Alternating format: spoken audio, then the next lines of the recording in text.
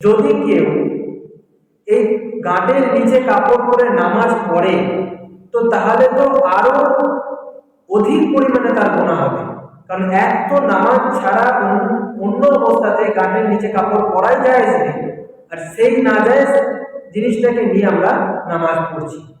নামাজ যদি কেউ গাঁটের নিচে কাপড় পরা অবস্থায় পরে নেয় তো তার নামাজ কবুল হবে কি না হবে শরীয়তে এর মধ্যে সন্দেহ করা হয়েছে যে তার নামাজ কবুল হতেও পারে বা নাও হতে পারে।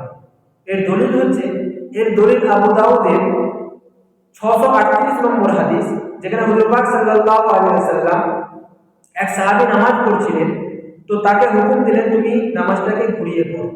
তো সে ওযু করে এসে আবার নামাজটাকে ঘুরিয়ে পড়ে। তারপরে হুজুর আবার তাকে হুকুম করেন নামাজটাকে ঘুরিয়ে পড়ার জন্য। এইভাবে যখন 3 বার করেন তো সেই ব্যক্তি তখন জিজ্ঞাসা করেন যে